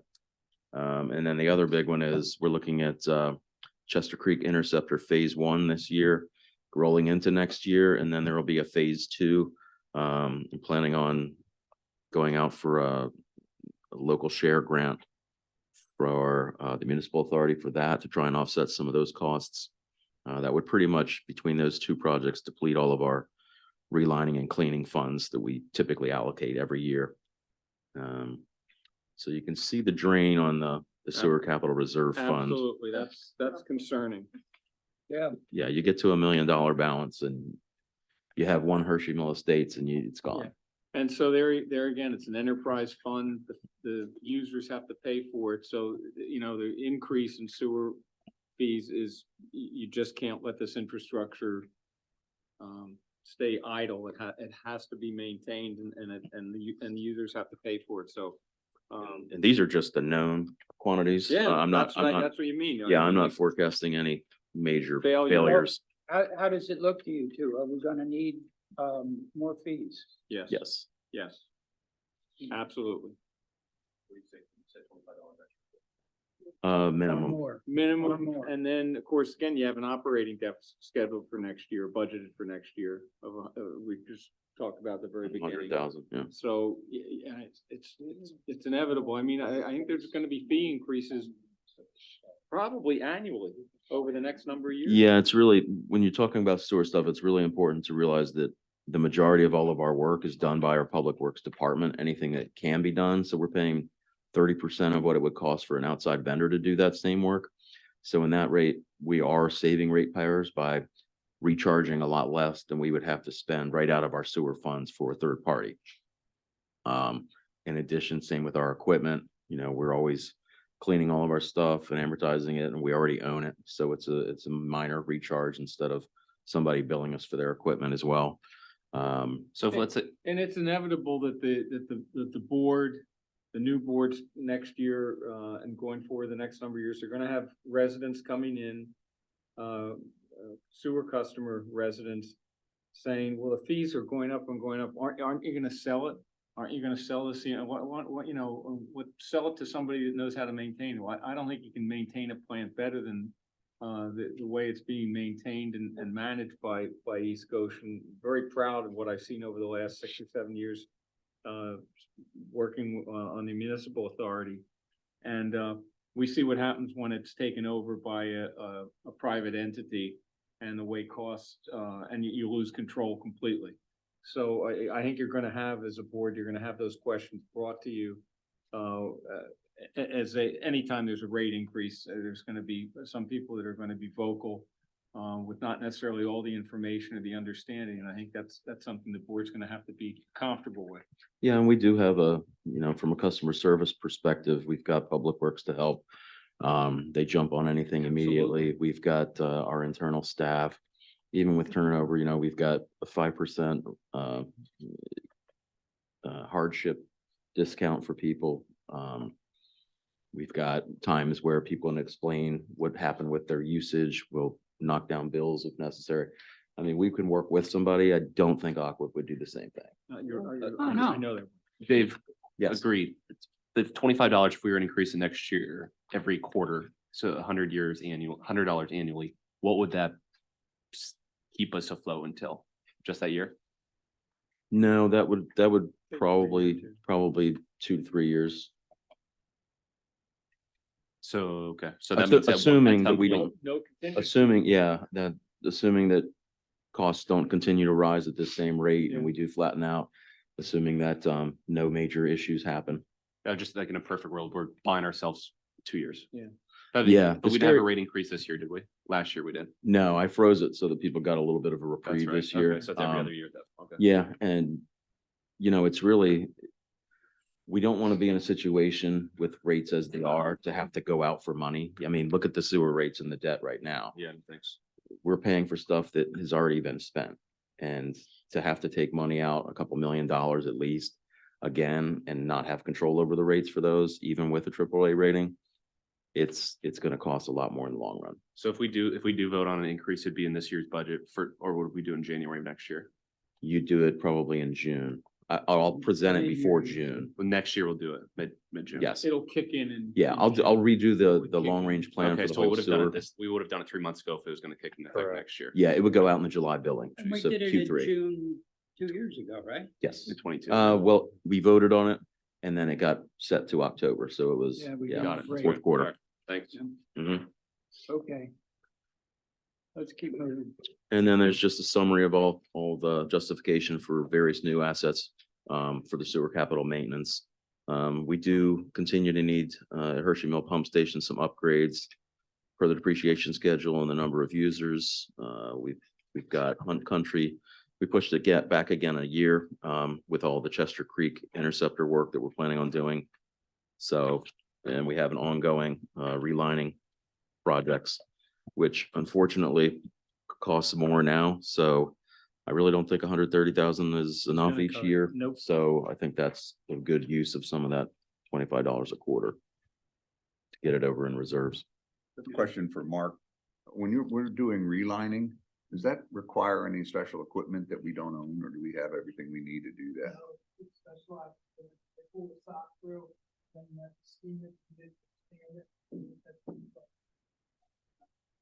We can do little pack. Yeah. But it's a small. The big lining, you have to have a contractor. And some of these projects that we've seen, we can go out for some grants to offset at least some of it. And having a total third party do it, Mark can help manage them and make sure that they go through all the grant guidelines as necessary, so that we don't have any problems.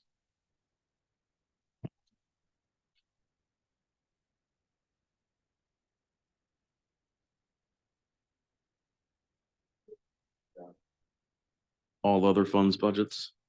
And this is really just a couple bullet points and showing the balance trends over the past few years. So, This is easy. yeah, Liquid state fuels. liquid fuels, money comes in from the state. We spend it all as much as we possibly can by the end of the year. That's why you see that there's no I wish balance. they all looked like this. Me too. You'll see that they don't.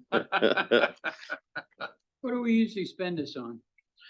A lot of it goes into traffic signals. We can do paving, projects, equipment and stormwater repairs. That's the majority of it. Some All tree road- removal all for road 3 highway trees. related. Yeah, okay.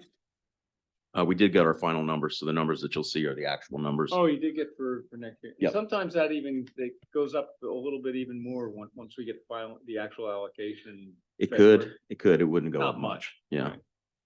We're hoping that the interest rates stay as they are, because I could lock that up for, 6 months and we could get, Yeah, it's a piece decent. of change. yeah, Yeah, to boost it. This one, Dave, yes.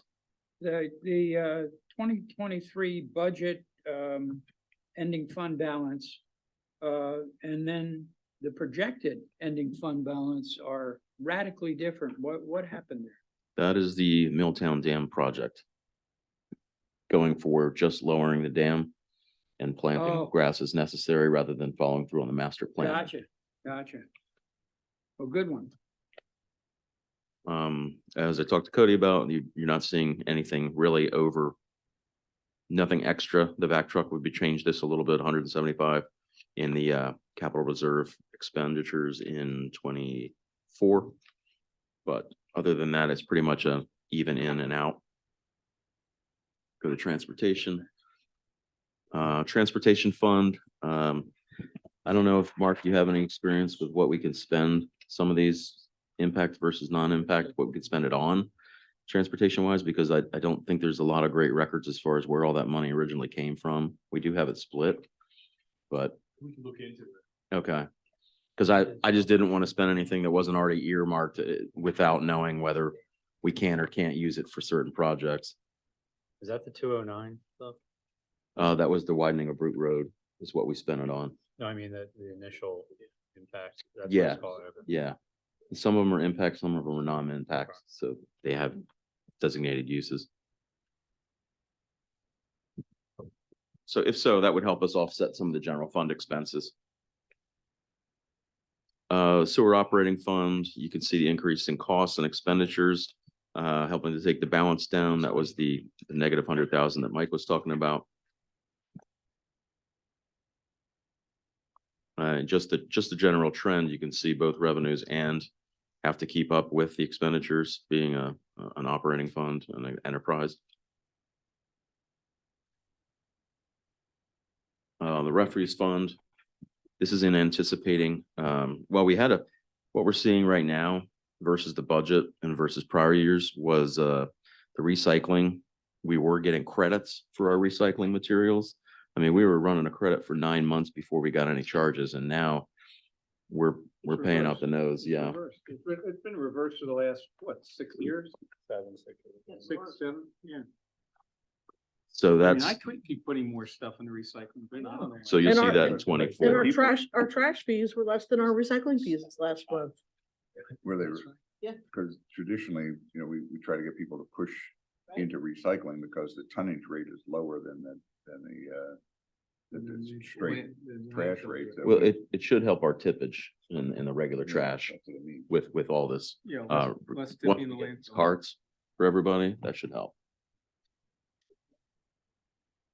No Can we guarantee. do No anything guarantee. with this? Can we go with another recycler or something like that? Yeah, it's a county-wide, Mandate that you. They Yeah. do shop it. Yeah. They- Well, it's, I mean, no good. I think they were the only bidder this time. the I talked to the lady, I think her name's Lynn, who runs the organization for Chester County. the trend line is really scary here. But when I originally raised rates to $100 a quarter from 75 a quarter, we're still projecting to have a decent balance. So you can see, I mean, we're still over 200,000 in 24, so we still have a little bit of room before we would have to raise rates.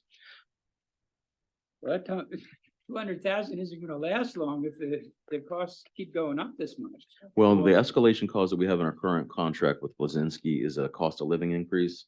So we got hammered this past year. I get. And then they had just sold the company, so they incorrectly billed us. I caught it with Dana and went back to him and got it fixed. But they still were able to charge 8% additional. So this year, we're only gonna be up 3% and hopefully, rates keep coming back down, but. Yeah, but remember, you look at your budget detail for this refuse fund and the budget for 2024 shows a $98,000 deficit. And that, and thus you see the fund balance going down. It's down 59% from the budget ending fund balance from 23. So The next contract. so we go your out point's for is- right on, John. I mean, how long's it gonna last? But there's a $98,000 deficit projected for next year's 2024 budget. Excuse me, for refuse. I'll look at those at the same time that I do the sewer rate increases. Yeah. The But next contract we go out for is gonna be very interesting and telling on how we project this for the remainder of the decade. really. Any little increase we might have that we might put in place now could be a bargain compared to what we see in our next contract. And There's only 2 bidders. yeah, it could also be interesting, because speaking with AJ, it was, they don't have all the machinery and trucks to do as much side loader stuff as they could, which would help offset the labor shortage, and they could probably stretch out their recouping of the cost of those trucks over more years than they would have to with labor, Depends on but the new company and what they want to invest so in. you could see it going both ways in a future contract. That'll be interesting. Yeah. Yep.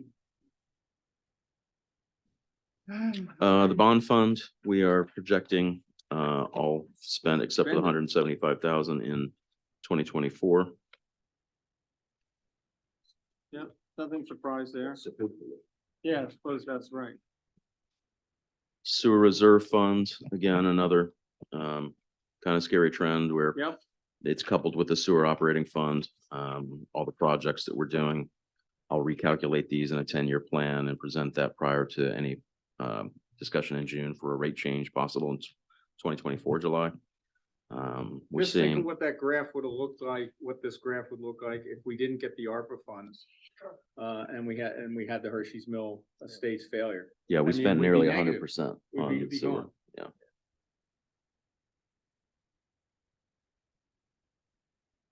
operating reserve, assuming the increased balance from this year just gets say a 5% interest rate for next year on average. Should be in the realm of possibility. And then we can always decide if we want to do like we did with the infrastructure fund and take a portion of those and use them for Yeah. anything else in particular. Was that the big orange bar in 22? Yes, sir. That's when we created. the new Basically fund. cut this fund in half, and instead of just leaving it in reserves, we used it to put it in infrastructure so we could actually spend that and offset things that would have been taxpayer dollars. Yeah. Since they pretty much already paid for it. The ARPA fund, as was just mentioned, majority is going to be all spent. We have a tiny bit, about $80,000 left, probably in 2024. Can either continue the trend and use it on sewer. We could do some of the additional monitors in here for the public, to be able to split up things better for displaying information, or we put it towards sewer projects or capital improvements in the township, whatever we want. It's pretty much an open, other than using it on pension obligations, it's pretty much an open revenue list. Nothing we can do about that. And the infrastructure. And the infrastructure still Hang in projects there. to remain high. Hang in I'll look and see if there's other things that, like David mentioned, that we would probably need to spend those for. The interesting thing is that a lot of the state liquid fuel funds that we get are already put towards a lot of infrastructure that we have. I mean, we spent a ton on traffic lights this year. It is, I'll have to get the number for you. It's insane. Are we gonna get any of that money back from insurance companies? Do we get Wilson? No, we didn't get Wilson. It wasn't.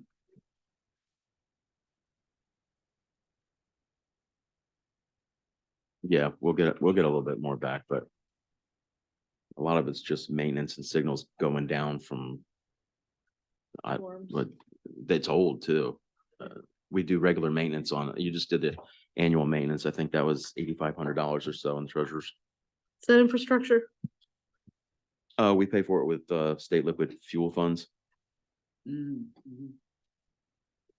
roll it over.